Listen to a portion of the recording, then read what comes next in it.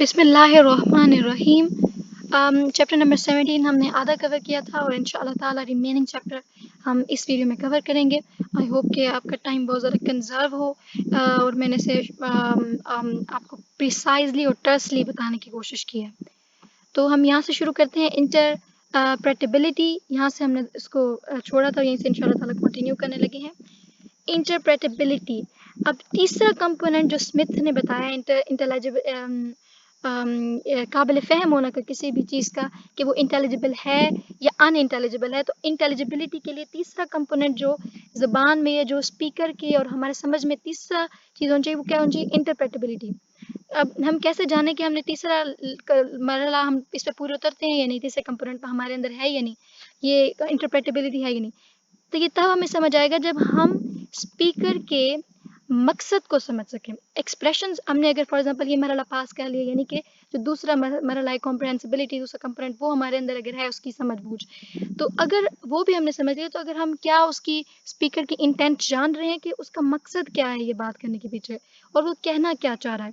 Mostly complex and most important, ये MCQ के लिए इंपॉर्टेंट है कि द मोस्ट कॉम्प्लेक्स कंपोनेंट कौन सा है। स्मिथ ने जो कॉन्टिन्यू बनाया उसमें तीसरा कंपोनेंट जो आखिरी कंपोनेंट है इंटरप्रेटेबिलिटी का, वो कंपोनेंट बहुत मुश्किल है। मिसाल यहाँ पे दी हुई है, master ji must have heard he bite all the way, his white beard rolled spiffily meaningly stylishly, tied and his long hair tucked मतलब पैक होना या ढांपा हुआ होना, tucked under a crisp chartreuse turban. He was even carrying a kirpan. Kirpan is a sword or knife of small size, और chartreuse yellow और green colour का के दरमियानी रंग को शार्ट्रूज, टर्बन, और टर्बन का मतलब पगड़ी। तो यहाँ पे master ji was a Sikh but very few went around with their ceremonial daggers strapped to their chest all the day long. तो अब ये देखें आप, ये बहुत ज़्यादा कॉम्प्लेक्स है, इससे समझने की ज़रूरत है। अगर हम इसे इंटरप्रेट कर लेते हैं, यानी इसे हम समझ लेते हैं, फॉर एग्जांपल वाइट है, हमने देखा कि पहला मरहला अगर मैं शुरू करूँ, पहला अगर मैं जानना चाहूँ कि मुझे बाकी 3 कमेंट्स पूरी उतरती हूँ कि नहीं। अब मैं वाइट बियर्ड को फॉर एग्जांपल लूँ, तो वाइट मैं अगर सुनूँ तो पहला कंपोनेंट इंटेलिजिबिलिटी में समझ जाऊँगी। वाइट का मतलब तो होता है वाइट का मतलब सफ़ेद एक रंग होता है वाइट। अगर मैं और दूसरा मरहला कॉम्प्रहेंसिबिलिटी पे जाऊँ कि मैं इस पे देख सकूँ कि वाइट किस चीज़ को वाइट कहा जा रहा है, वाइट बियर्ड, ये बियर्ड वाइट बियर्ड क्या है, यानी मैं सो अगर समझ सकूँ कि ये कौन सी टर्म है। अगर वाइट, जिस तरह वाइट एलिफेंट है, मैं वाइट एलिफेंट को समझ सकूँ कि ये सिर्फ वाइट का मतलब सफ़ेद नहीं होता, वाइट एलिफेंट भी है। यहाँ पे वाइट एलिफेंट का कुछ और मतलब, सफ़ेद वाइट का मतलब नहीं, यहाँ पे कुछ और मतलब हो रहा है। मैंने मतलब इसको कॉम्प्रहेंस भी कर लिया। अब मैं अगर इंटरप्रेटेबिलिटी में आऊँ, तो मैं इससे इस जुमले में रख कर देखूँ और समझूँ कि क्या मैं इसका मानी समझ सकती हूँ, मैं समझ पा रही हूँ कि स्पीकर मुझे कहना क्या चाह रहा है, राइटर मुझे कहना क्या चाह रहा है।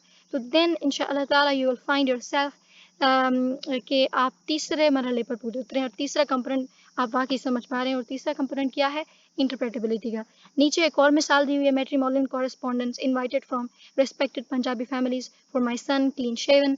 तो ये भी इस तरह से इंटरप्रेटेबिलिटी, यानी आप समझ सकें कि स्पीकर या राइटर आपसे कहना क्या चाह रहा है, आप उसका मकसद मंशा क्या है बात करने के पीछे।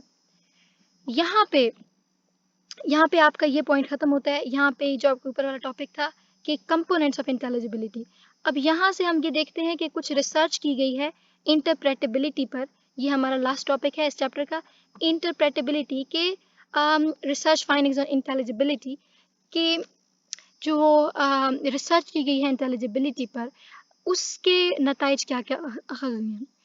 यहाँ पर जब रिसर्च फाइंडिंग्स जो की गई हैं, ये आप they are, I do believe कि ये इतना ज़्यादा मुश्किल नहीं है यहाँ पे, लेकिन ज़रूर जो मैंने चीज़ें हाईलाइट की हैं they are very much important for MCQs, तो आप उन पे बहुत ज़्यादा फोकस करें। ये जो नीड टू रिमूव जो मैंने हाईलाइट किया उनको एमसीक्यू के लिए, और ख़ास तौर पे ये they are not much difficult to learn, क्योंकि ये सिर्फ असर्टिव सेंटेंसेस में कोई आपको स्टेटिस्टिकल चीज़ नहीं बताएगी और कोई डाटा नहीं है। यहाँ पे पहला रिसर्च फाइंडिंग ये इंटेलिजिबिलिटी के बारे में कि क्या किसी भी ज़ुबान को जब जांचा जाता है कि ये इंटेलिजिबल है या नहीं है, ये उस चीज़ के बारे में रिसर्च है। तो यहाँ पर वो कहते हैं need to remove the native accent as the target, need to remove the native accent as the target, यानी कि इंग्लिश की बहुत सारी वेराइटीज़ हैं, इनर सर्कल वेराइटीज़ हैं, आउटर सर्कल वेराइटीज़ हैं।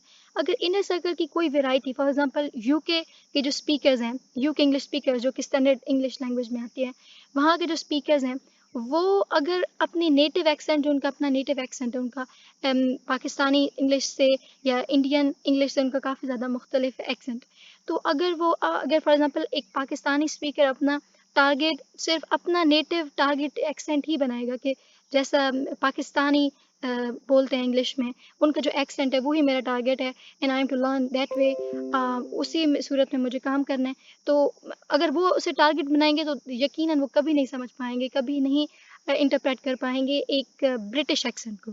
तो ये अगर हम चाहते हैं कि हमारी इंटेलिजिबिलिटी हमारे लिए हो, इंग्लिश को इंटेलिजिबल हम हो सके, हमारे लिए काबिल फ़हम हो, तो हमें ये चीज़ हटानी होगी कि सिर्फ नेटिव एक्सेंट को हम टारगेट रखें।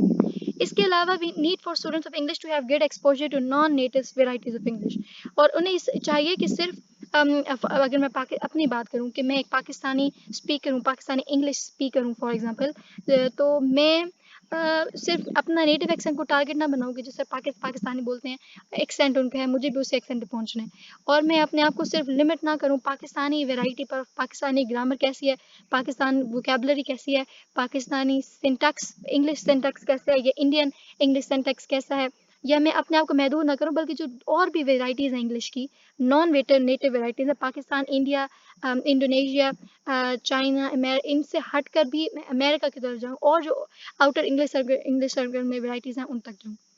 इसके अलावा exposure ensures less inhibition and bias and more tolerance toward different varieties of English. Wider exposure to more varieties increases users' ability to comprehend international educated English. तो यहाँ पे यही ऊपर वाली बात की जा रही है कि हमें जब से जितना हमारा ज़्यादा एक्सपोजर होगा, जितना ज़्यादा हम बाकी नॉन नेटिव वेराइटीज़ को स्टडी करेंगे, तो फिर वो बायस ख़त्म होगा।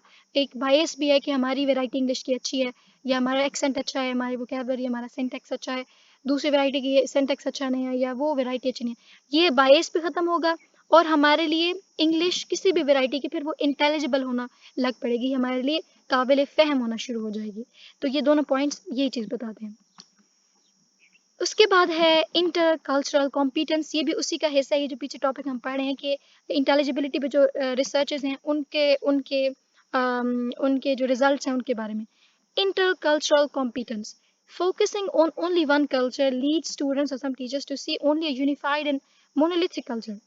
यानी कि ये वही ऊपर वाली बात है कि हम सिर्फ अब जो हमारा नेटिव एक्सेंट है, जो हमारा नेटिव वैरायटी है, हम उसी पे फोकस करेंगे, वही हमारा टारगेट है, हमें सिर्फ वही करना है, और उसी को फोकस करना है। हम किसी भी और वैरायटी की इंग्लिश को, एक्सेंट को, या किसी भी और चीज़ को समझने की कोशिश ही नहीं करेंगे, because this is our target, we want to learn in that way, और किसी और चीज़ को हमें समझने की ज़रूरत नहीं। अगर हम ऐसे एक कल्चर पे फोकस करेंगे, एक कल्चर पे, तो इस तरह से बायस क्रिएट होगा, और किसी भी और इंग्लिश, कोई और भी इंग्लिश वैरायटी वो हमारे लिए कभी भी इंटेलिजिबल नहीं हो सकती, और एक यूनिफाइड और मोनोलिथिक कल्चर की तरफ फिर इस तरह से ये स्टूडेंट्स उसके तरफ जाएंगे, to see only focusing on only one culture lead students to see only a unified and monolithic culture, फिर वो एक ही कल्चर देख पाते हैं। अब एक कल्चर देखने का मतलब, जो कि हम ये वर्ल्ड इंग्लिश बात करें, तो हर कल्चर, जो कि दुनिया में कितने कल्चर्स हैं, जो हर कल्चर है उसकी अपनी इंग्लिश पर, अगर हम इंग्लिश की बात करें तो वर्ल्ड इंग्लिशेस, तो दुनिया में जितनी इंग्लिश की वैराइटीज़ हैं, वो वैराइटीज़ क्यों बनी, क्योंकि उसमें कल्चर का इम्पैक्ट था, हर जगह चूँकि कल्चर डिफरेंट था, और उसकी कल्चर की वोकेबलरी डिफरेंट थी।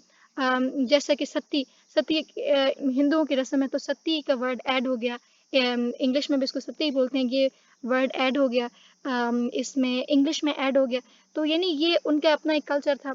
तो इस तरह से यानी कल्चरल कॉन्टेक्स्ट होते हैं, और इस तरह से मुख्तलिफ कल्चर जब इंग्लिश पर असर डालते हैं, तो फिर मुख्तलिफ वेराइटीज़ जन्म देती हैं, जैसे हमने ऊपर पढ़ा, एथनिसिटी, कल्चर, एज, और ये चीज़ें असरअंदाज होती हैं, ये चीज़ें असरअंदाज होती हैं, और इस तरह से फिर इंग्लिश की मुख्तलिफ वेराइटीज़ जन्म देती हैं।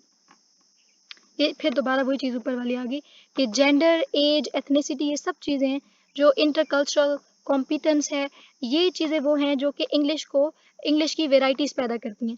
जैसे कि ये भी नीचे हम इसकी मिसाल पढ़ेंगे कि मेल फीमेल मुख्तलिफ वेराइटीज़ के, एक ही वेराइटी की उनके लिए वो वोकेबलरी डिफरेंट इस्तेमाल करते हैं, उधर से वेरिएशन पैदा होती हैं। यानी एक जवान इंसान है, एक बूढ़ा इंसान है, एक बच्चा है, तो वो उनकी वोकेबलरी में डिफरेंस है, उनकी सिंटैक्स में डिफरेंस है, इस तरह से वेरिएशन पैदा होती हैं। अब जो उनका एथनिसिटी है, जो उनके कल्चर है, वो उनके चूँकि मुख्तलिफ कल्चर्स हैं तो उनकी अपनी लैंग्वेज पर एक छाप है, तो इस तरह से वेरिएशन जन्म लेती हैं। फिर इंटर कल्चरल कॉम्पिटिशन्स है, कॉम्पिटेंस है, यानी कि मुख्तलिफ कल्चर्स हैं, ये वही वाली बात है कि हर कल्चर की आपस में एक मुकाबला है और हर कल्चर का इंग्लिश पर एक डिफरेंट इफेक्ट है, तो इस तरह से वेरिएशन जन्म लेते हैं। इसके अलावा यहाँ पे आपको ये कल्चर इंटरकल्चरल चीज़ के बारे में बताया गया।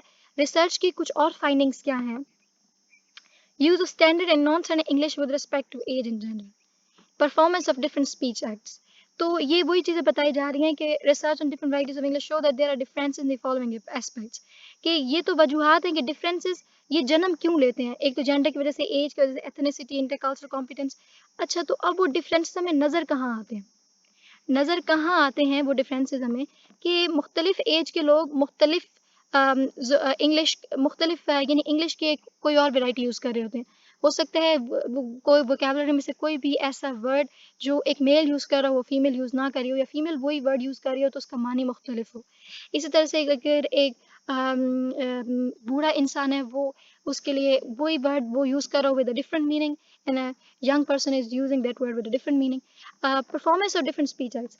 अब स्पीच एक्ट क्या होता है, यहाँ पे मैंने से speech act is an utterance defined in the terms of speaker's intention and the effect it has on listener। तो जो भी यानी अटरेंस है, जो स्पीकर ने कुछ बोला है, उसका मकसद क्या है स्पीकर का, और उसका वो क्या चाहता है कि उसका असर क्या हो स्पीकर पर, और स्पीकर ने उसे क्या मानी अखज़ किया, ये स्पीच एक्ट होता है। Performance of different speech acts, use of yes in different cultures. तो performance of different speech acts. अब speech act for example yes को ले लें, यस एक स्पीच एक्ट है, इज एन अटरेंस, क्योंकि ये एक अटरेंस है, defined in terms of speaker's intention and effect it has no on a listener. अब यस जो है ये एक टर्म है, ये एक स्पीच एक्ट है। अब यहाँ पे डिफरेंट कल्चर्स में, अब डिफरेंट कल्चर होने का मतलब क्या है, डिफरेंट इंग्लिश वेराइटीज। क्यों? क्योंकि हर कल्चर का इंग्लिश पर एक डिफरेंट इम्पैक्ट है, इस तरह से बहुत सारी वेराइटीज जन्म लेती हैं। तो अब डिफरेंट कल्चर्स में यानी डिफरेंट इंग्लिश वेराइटीज में यस जो कि एक स्पीच एक्ट है, इसका एक डिफरेंट माने है। जैसे Burundi, I pronounce in Burundi, Burundi में एड्रेसी में see yes I definitely agree. अब यहाँ पे वो बोलता है yes I definitely agree, then proceed to state their opinion which is contradictory to what the first speaker had said। यानी कि मैं एग्री करती हूँ या मैं एग्री करता हूँ, और फिर ये चीज़ कह के कि यस का यूज़ करके यस आई डेफिनेटली एग्री, और फिर बाद में इसके बाद वो स्टेटमेंट बताया कि मैं एग्री तो करता हूँ लेकिन ये ऐसा भी हो सकता है, ये ऐसा हो। तो बुरुंदी में ये चीज़ है कि पहले यस का इस्तेमाल होता है, हालांकि एग्री कर भी दिया जाता है, उसके बाद अपना कॉन्ट्रोडिक्टरी कि ये पोलेमिकल जो टर्म होती है कि मैं इससे तजाद रखता हूँ, फिर वो आगे से बयान की जाती है। इसी तरह से अमेरिकन इंग्लिश को देखें, अमेरिकन इंग्लिश में ये स्पीच एक्ट कैसे यूज़ किया जाता है। अमेरिकन इंग्लिश में हम यस के बारे में देखें, अभी हमने बताया कि मुख्तलिफ कल्चर्स कैसे इफेक्ट कर सकते हैं, हमने बताया कि एज की वजह से भी, एज की वजह से और जेंडर की वजह से भी वैराइटीज़ पैदा होती हैं। इसकी बेहतरीन मिसाल ये है कि अमेरिकन इंग्लिश में ये जो स्पीच एक्ट है यस, इसको वेमेन जब यूज़ करती हैं, ये जो ये के जो लफ्ज़ अभी यूज़ करती हैं वेमेन, इसका मतलब होता है कि yes we are following what you are speaking, speaker को ये कहने के लिए कि yes we are following, we are listening to what you are saying, what the speaker is saying they are following, ये कहने के लिए। तो ये वेमेन, और इसी तरह से अमेरिकन इंग्लिश में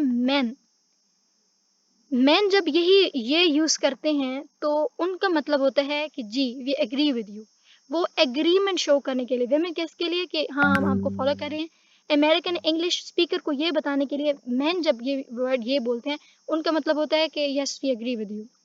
जापानीज में जब ये बोला जाता है ये लफ्ज़, तो I am paying attention to what you are saying. तो आप देख सकते हैं कि मुख्तलिफ कल्चर्स में और मुख्तलिफ जेंडर्स में, यानी जेंडर्स मेल और फीमेल की वजह से किस तरह से इंग्लिश में वेरिएशन पैदा होती हैं, किस तरह से मुख्तलिफ कल्चर्स की वजह से इंग्लिश में वेरिएशंस पैदा होती हैं, और इस तरह से किस तरह से वेराइटीज़ बनती हैं, और फिर किस तरह से अनइंटेलिजिबिलिटी का मसला सामने आता है। फाइंडिंग्स ऑफ रिसर्च, ये फिर कुछ और फाइंडिंग्स ऑफ रिसर्च हैं। जो चीज़ें मैंने हाईलाइट की हैं वही इंपॉर्टेंट है, अगर आप चाहें आपके पास टाइम है तो आप इस बाकी पढ़ सकते हैं, पर मैंने वो चीज़ हाईलाइट की हैं जो कि पीछे वाली चीज़ों को भी एनकैप्सुलेट कर रही हैं और वो शामिल हैं।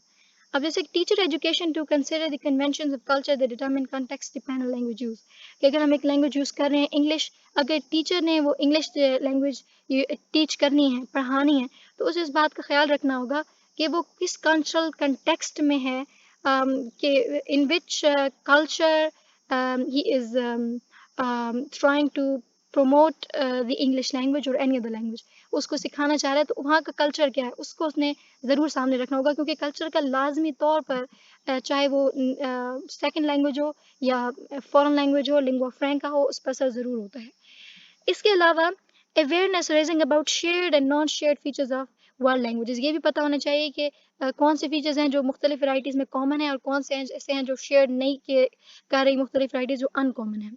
इसी तरह से recognition of status and depth of world Englishes, ये मुख्तलिफ वर्ड इंग्लिशेज हैं जो हैं, इन इंग्लिश वेराइटीज़ जो है इनर सर्कल के आउटर, यानी यूके इंग्लिश है, अमेरिकन इंग्लिश है, इंडोनेशियन इंग्लिश है, इसी तरह से इंडियन इंग्लिश है, चाइनीज़ इंग्लिश है, तो इस तरह से अफ्रीकन इंग्लिश है।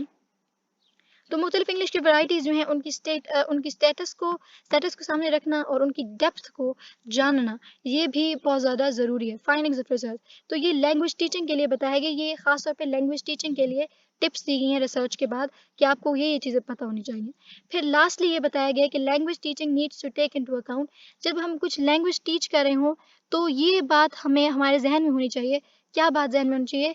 कि जब जो भी कोई लैंग्वेज होती है किसी भी पर्टिकुलर इलाके में, अगर फॉर एग्जांपल कोई सेकंड लैंग्वेज है इंग्लिश, पाकिस्तान में जो इंग्लिश लैंग्वेज बोली जा रही है वो सिर्फ लैंग्वेज नहीं है, वो सिर्फ कम्युनिकेशन का जरिया नहीं है, बल्कि वो it is projection of ethnic, gender, national and other identities through the world Englishes. यानी वर्ल्ड इंग्लिशेस में अफ्रीका से जो इंग्लिश आ रही है, अमेरिका से जो इंग्लिश आ रही है, इंडिया से जो इंग्लिश जा रही है, जो अफ्रीकन इंग्लिश है, वो जो इंग्लिश की मुख्तलिफ वैराइटीज़ हैं, ब्रिटिश इंग्लिश है, वो सिर्फ कम्युनिकेशन का ज़रिया नहीं है, बल्कि हर एक वैरायटी अपने अंदर बहुत सारी एथनिकल, बहुत सारे जेंडर, बहुत सारी नेशनल आइडेंटिटीज़ और बहुत अपने अंदर कल्चर समेटे हुए हैं।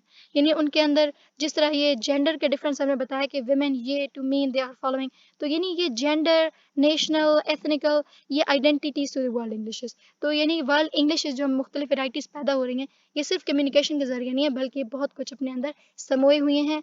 प्रोजेक्शन का ज़रिया, किस चीज़ की projection? National and other identities का प्रोजेक्शन का ज़रिया है। That is all with this chapter and I hope कि ये points जो मैंने आपके सामने पेश किए आपको समझ आए होंगे। अगर आप इसे अभी देख रहे हैं या आने वाले किसी भी अरसे में देखेंगे, if you find anything troublesome, अगर कोई चीज़ आपको समझ नहीं आए तो मुझसे ज़रूर पूछें। I will try my level best. I will definitely respond to you. तो आप comment section में पूछ सकते हैं। Don't forget to subscribe my channel. अस्सलामु अलैकुम।